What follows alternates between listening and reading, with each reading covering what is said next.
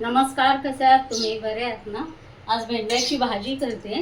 की बघा, हे भेंडे बारीक चिरून घेतले, त्याच्यामध्ये कोकम टाकलं.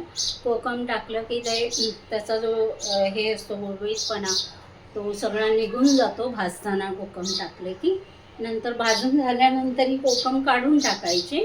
हां, आणि त्याच्यासाठी लागणारा हा कांदा आहे आणि ही मिरची आहे. आता ही भेंडी आहे ती भाजून घेते, इथं तुम्हाला दाखवते. अशीच तेलाशिवाय भाजून घ्यायची, फक्त कोकम टाकून. 2 मिनिटात ही सुटसुटीत होतात. मी भाजून घेते कोकम.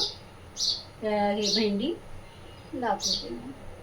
हे बघा, अशी सुटसुटीत झाली मस्तपैकी. आता त्याच्यातले मी कोकम काढून टाकले.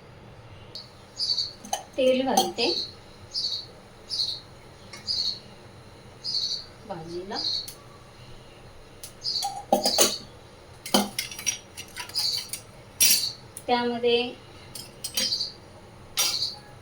त्यामध्ये कांदा, मिरची, कढीपत्ता, कोथिंबीर घालून घेते.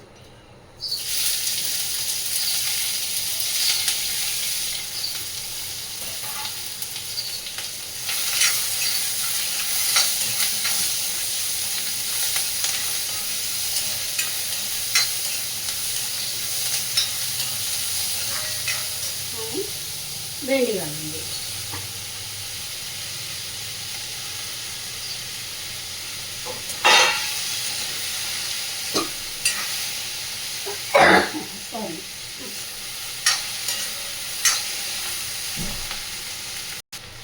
चवीपुरता कोकम टाकते. 3-4 कोकम टाकते. मीठ,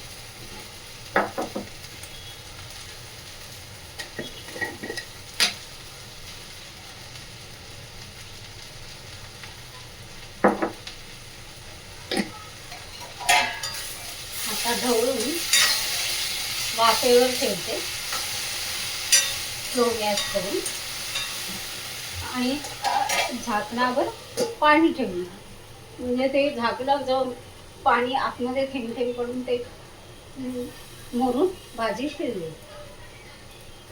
हे बघा, झाकणावर पाणी ठेवलंय. आता हे 5 मिनिटं भाजी शिजली. भाजी झाल्यानंतर हे ओलं खोबरं घालणार की झाली भाजी. भाजी झाली. आता याच्यामध्ये ओलं खोबरं घालून घेते.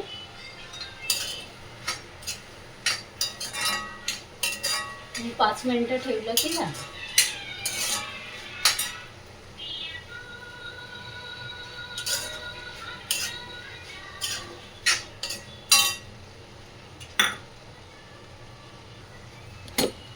चला तर मग असा छोटा व्हिडिओ घेऊन परत भेटू. तोपर्यंत नमस्कार. तुम्हाला माझा व्हिडिओ आवडत असेल तर नक्की लाईक करा, सबस्क्राईब करा आणि कमेंटसुद्धा करा. चला तर मग.